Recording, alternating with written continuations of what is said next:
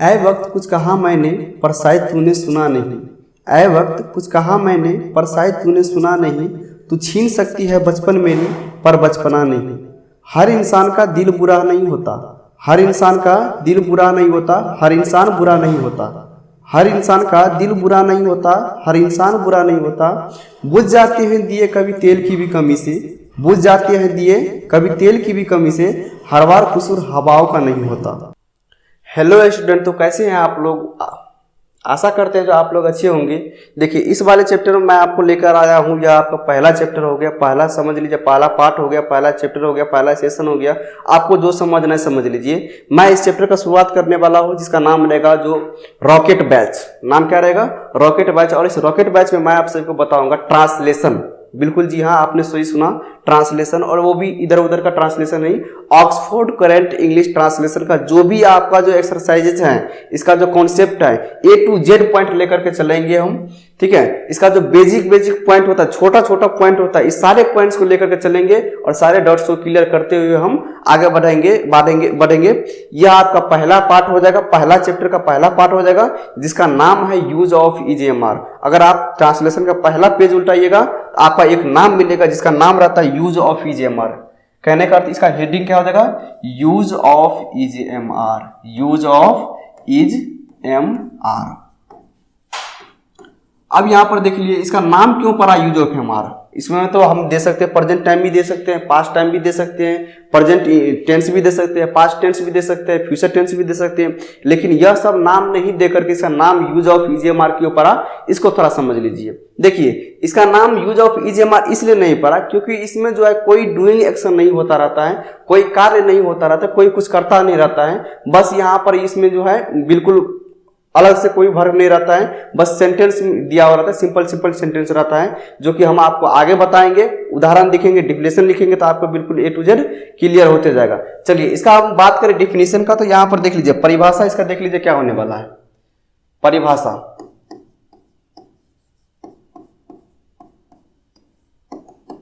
जिस वाक्य के अंत में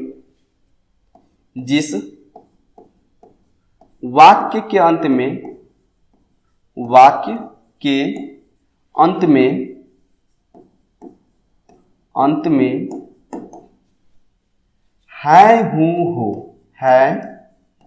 हूं, हो इत्यादि लगा रहे हैं, है, हूं, हो इत्यादि लगा रहे, इत्यादि मुख्य क्रिया के रूप में लगा रहे हैं। किस रूप में? मुख्य क्रिया के रूप में, मुख्य क्रिया के रूप में लगा रहे हैं, मुख्य क्रिया के रूप में, मुख्य क्रिया के रूप में लगा हो, मुख्य क्रिया के रूप में लगा हो, तब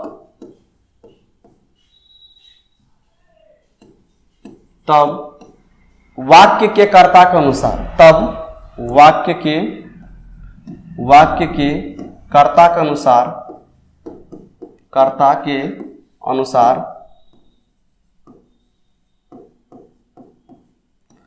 वाक्य के कर्ता के अनुसार EJMR का प्रयोग किया जाता है। EJMR का प्रयोग किया जाता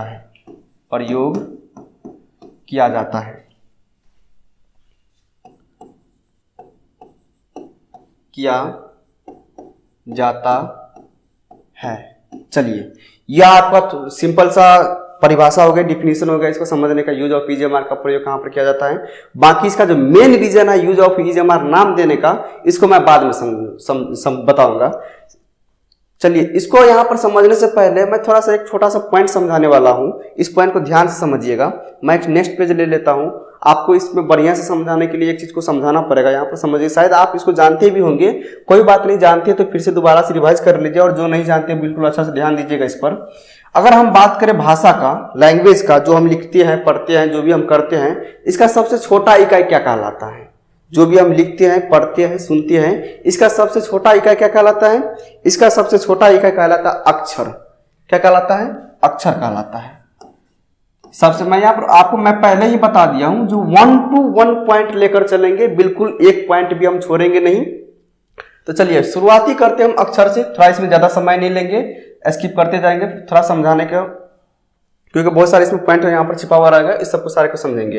अक्षर सबसे पहले छोटा पॉइंट होता है हमारा अक्षर, और यह अक्षर क्या होता है?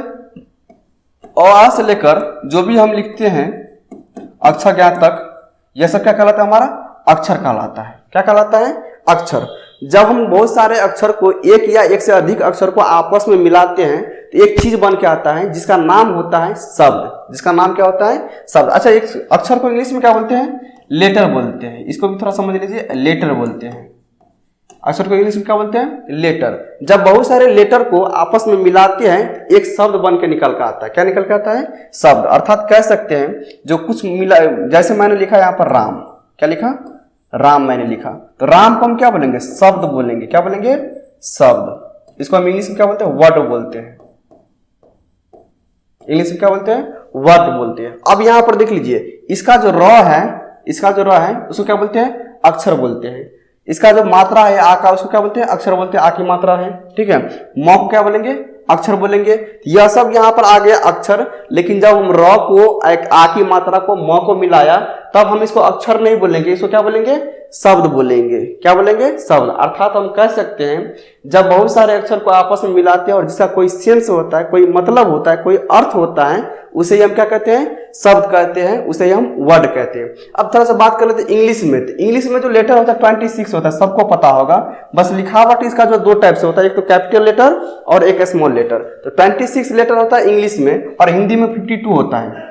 हिंदी में 52 होता है और इंग्लिश में 26 होता है। बस दोनों लेटर आपस में इसी को वर्ड से, इसी का यूज करके हम बहुत सारे सेंटेंस लिखते हैं, वाक्यांश लिखते हैं, बहुत सारे गद्यांश लिखते हैं, स्टोरी लिखते हैं, पोएम लिखते हैं, बहुत सारे चीज लिखते हैं, ठीक है। चलिए अगर मैं इसी का बात करूं, RAM, क्या लिखेंगे? RAM। तो यहां पर R हमारा क्या हो जाएगा?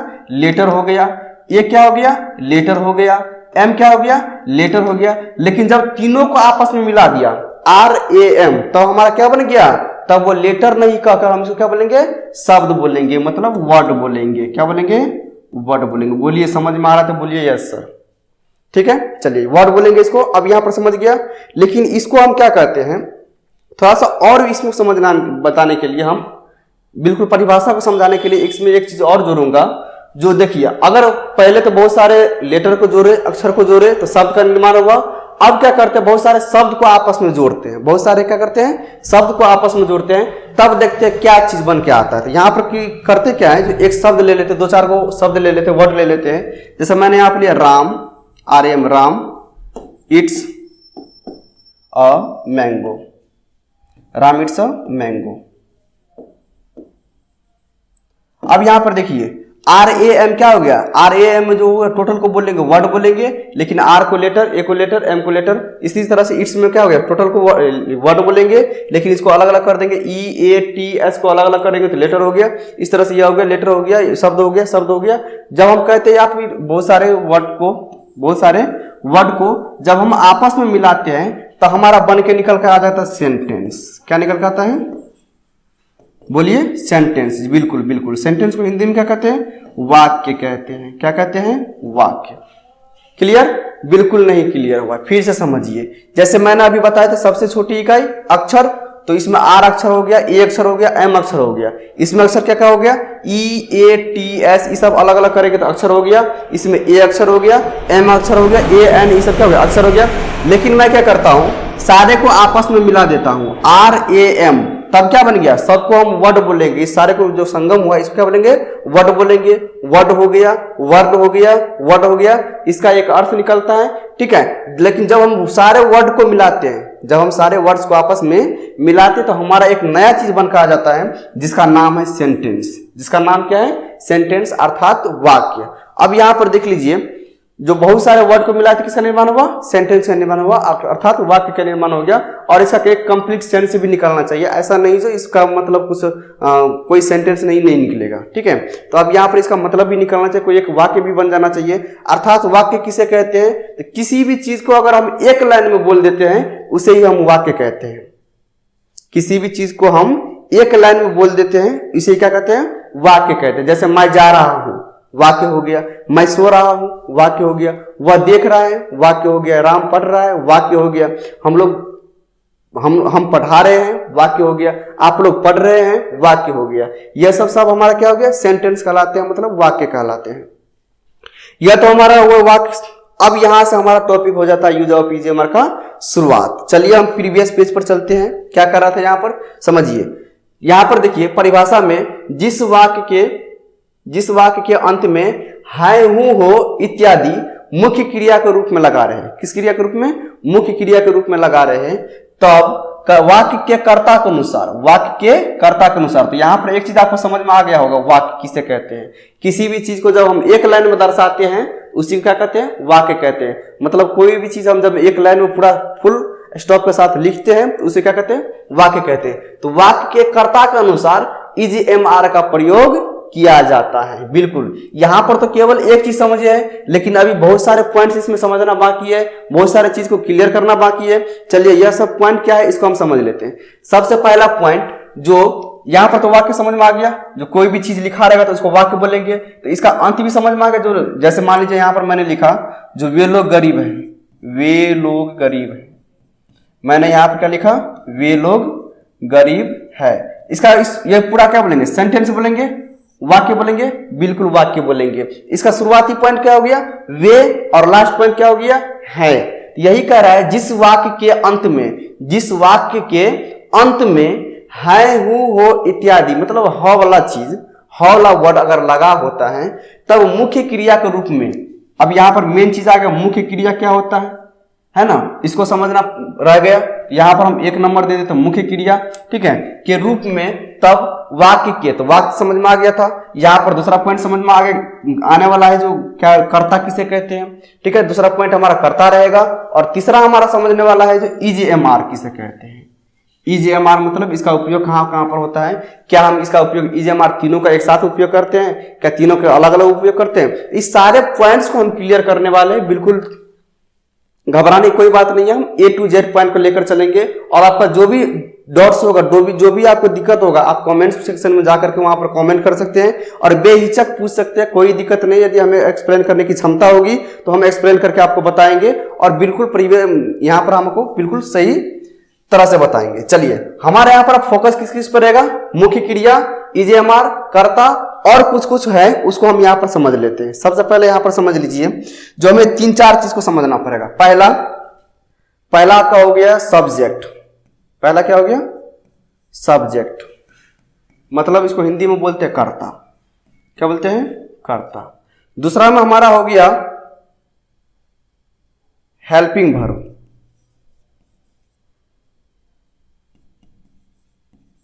मतलब कर्म,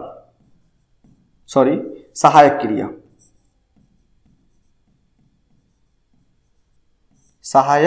क्रिया, और तीसरा हमारा नाम हो जाएगा ऑब्जेक्ट। क्या नाम हो जाएगा, ऑब्जेक्ट, जिसको हम बोलते हैं कर्म। जिसको क्या बोलते हैं, कर्म। इसके बाद तो आपका हो गया ईजीएमआर को हेल्पिंग वर्ब बोलते हैं। खैर इसको अलग से समझेंगे, कोई दिक्कत नहीं है, आराम से A to Z पॉइंट लेकर समझेंगे। पहले हमारा मेन फोकस जो रहेगा तीनों चीज पर रहेगा। सब्जेक्ट किसको कहते हैं, हेल्पिंग वर्ब किसको कहते हैं, ऑब्जेक्ट किसको कहते हैं। मेन मुद्दा हमारा यही रहेगा। और ट्रांसलेशन का जो सबसे पहला पॉइंट है, इसी चीज से शुरुआत होती है। हेल्पिंग वर्ब यहाँ पर लिखना यहाँ पर थोड़ा मिस्टेक हो गया, हेल्पिंग वर्ब लिखेंगे। यहाँ पर हम क्या लिखेंगे, हेल्पिंग वर्ब। चलिए हेल्पिंग वर्ब मतलब सहायक क्रिया, ठीक है। चलिए अब थोड़ा सा हम आपको थोड़ा सेंटेंस का जो परिभाषा है, बहुत ज्यादा महीने में क्लियर नहीं हुआ है, अभी थोड़ा सा क्लियरेंस करना बाकी रह गया। जो आखिर इसका यूज ऑफ ईजीएमआर नाम क्यों पड़ा, प्रेजेंट टेंस नाम क्यों नहीं पड़ा, पास्ट टेंस नाम क्यों नहीं पड़ा। यहां पर समझ लीजिए, जो एक टेंस जो होता है बहुत बड़ा पार्ट हो जाता है ट्रांसलेशन के लिए। टेंस जो होता है बहुत बड़ा पार्ट हो जाता है ट्रांसलेशन के लिए। यदि आप कोई सा भी ट्रांसलेशन का बुक उठाते हैं और इस पेज को आप उल्टाते हैं, तो सबसे बड़ा मोटा चिट्ठा पत्रा आपको मिलेगा टेंस का। सबसे बड़ा चैप्टर अगर मिलेगा तो किसका मिलेगा, टेंस का। टेंस का बहुत लंबा चौड़ा परिवार हो जाता है, फैमिली हो जाता है। और टेंस बहुत ज्यादा टफ भी होता है, क्योंकि इसमें प्रोसीजर जो होता है, इसका जो पार्ट सब जो होता है बहुत प्रकार का होता है, इसलिए वो बहुत ज्यादा लंबा चौड़ा हो जाता है। तो खैर यहाँ पर हम बात करते हैं जो टेंस में और इसमें क्या अंतर है, आखिर इसको टेंस में क्यों नहीं लिया गया। देखिए 2 सेंटेंस लेंगे, आपका बिल्कुल क्लियर हो जाएगा। पहला सेंटेंस ले लेते हैं, जो राम आम खाता है। बिल्कुल छोटा सा सेंटेंस लेना है, राम आम खाता है, खाता है, ठीक है। और मैं दूसरा सेंटेंस ले लेता हूं, जो राम एक गरीब लड़का है, राम एक गरीब लड़का है। चलिए अब यहां पर देख लीजिए, दोनों में डिफरेंट देख लीजिए। चलिए कोई डिफरेंट बताएगा इसमें क्या है? डिफरेंट तो बहुत कुछ है इसमें। जो सर इसमें राम आम खाता है, राम एक गरीब लड़का है, आखिर इसमें तो डिफरेंट तो सर सब हम जब सब हमें तो सब जगह डिफरेंट ही डिफरेंट लग रहा है, खाली नाम दोनों का सेम लग रहा है, बाकी सब कुछ तो डिफरेंट ही है। तो हमारे लिखाने का मतलब क्या हुआ, सेंस क्या हुआ हमारे लिखाने का? हमारे लिखाने का मतलब यह नहीं दोनों को डिफरेंस दिखाना है, हमको समझाने के लिए हम यहाँ पर मैंने लिखाया इसको, जो 2 सेंटेंस लिया इसको मैंने लिखाया है। अब देखिए इसका नाम जो है यूज ऑफ ईजेएमआर नाम क्यों ही पड़ा, इसको यहाँ पर समझ लीजिए। देखिए कोई भी सेंटेंस जब हम लिखते हैं तो यहां पर हमें 2 चीज देखना सबसे ज्यादा जरूरी है। पहला तो यह, क्या इसमें डूइंग एक्शन हो रहा है, क्या इसमें काम हो रहा है, पहला। और दूसरा जो है क्या इस सेंटेंस में काम नहीं हो रहा है। 2 चीज बहुत ज्यादा इंपॉर्टेंट है। यदि जिसमें काम होता रहता है उसे हम पढ़ते हैं टेंस में, और जो जिसमें काम नहीं होता रहता है उसे हम विदाउट टेंस, मतलब टेंस से बाहर में इसको पढ़ते हैं। जैसे कि नाम दे दिया, use of EJMR, use of was were, use of shall be, will be, use of was, use of has have, use of can could. मतलब इस तरह से एक चैप्टर का नाम दे दिया जाता है, क्योंकि इसमें कोई वर्ब नहीं हुआ रहता है। अभी भी आपको बिल्कुल समझ में नहीं आया होगा, मुझे पता है। देखिए अब यहां पर मैं आपको सेंटेंस के जरिए समझाता हूं। राम आम खाता है, यहां पर एक काम हो रहा है, यहां पर क्या हो रहा है, एक डूइंग एक्शन हो रहा है, कार्य कर रहा है कोई। क्या कार्य कर रहा है? खाने का काम कर रहा है। राम क्या कर रहा है? खाने का काम कर रहा है। मतलब राम क्या कर रहा है? एक काम कर रहा है, और काम क्या है? खाना। दूसरा सेंटेंस में मैंने क्या लिखा, जो राम एक गरीब लड़का है। इसमें कोई कार्य नहीं हो रहा है, इसमें जो है कोई भी काम नहीं हो रहा है, किसी के बारे में चर्चा किया गया है। किसी के बारे में क्या किया गया है? चर्चा किया गया है, किसी की विशेषता के बारे में बतलाया गया है, किसी के बारे में कुछ कहा गया है। मतलब अर्थात इसका मतलब यह हुआ, यदि किसी सेंटेंस में कार्य होता रहता है, काम होता रहता है, तब उसे हम पढ़ते हैं टेंस में। यदि किसी सेंटेंस में कार्य नहीं होता रहता है, कोई काम नहीं होता है, मतलब किसी के बारे में चर्चा किया रहेगा, किसी के बारे में कुछ बताता रहेगा, कोई चीज किसी के बारे में विशेष जानकारी देता रहेगा, तब उसे हम कहेंगे किसमें? तब हम इसका एक अलग से नाम दे देते हैं, use of EJMR, use of was were, use of shall be, will be, use of has have, use of can could. इस तरह से इसका अलग से नाम दे देते हैं। आपको क्लियर हो गया? यदि किसी सेंटेंस में काम रहेगा, काम क्या होता है? मुख्य क्रिया क्या होता है? जैसे हंसना, खेलना, कूदना, जाना, पीना, रोना, सोना, ढोना, यह सब क्या हो गया? काम हो गया। पढ़ा रहे हैं, काम हो गया। जा रहे हैं, काम हो गया। साइकिल चला रहे हैं, काम हो गया। देख रहे हैं, काम हो गया। सुन रहे हैं, काम हो गया। यह सब क्या हो गया? काम हो गया। यदि किसी सेंटेंस में काम लगा रहता है उसे हम पढ़ते हैं टेंस में, और यदि किसी सेंटेंस में काम नहीं लगा रहता है, कोई काम नहीं होता रहता है, उसे हम पढ़ते हैं विदाउट टेंस में, मतलब टेंस के बाहर पढ़ते हैं इस सब सेंटेंस को। ठीक है, तो आपको यह दोनों सेंटेंस में फर्क दिख गया, मिल गया, समझ में आ गया होगा। यदि काम होगा टेंस, काम नहीं होता रहेगा विदाउट टेंस। क्लियर? इसलिए इस चैप्टर का नाम दे दिया यूज ऑफ ईजेएमआर। मतलब कह देगा बुआ तुमको ऐसा सेंटेंस अगर मिलेगा जिसमें काम नहीं होता रहेगा, तो उसमें क्या करना, लास्ट का अंत देखना, यदि है हूं हो मिलेगा तो ईजेएमआर का प्रयोग करना। मैं एक बार फिर से डिफिनेशन बता देता हूं। जिस वाक्य के अंत में है हूं हो इत्यादि मुख्य क्रिया के रूप में लगा रहे, मुख्य क्रिया के रूप में लगा रहे, तब कर्ता के अनुसार, तब वाक्य के कर्ता के अनुसार ईजेएमआर का प्रयोग होता है। क्लियर?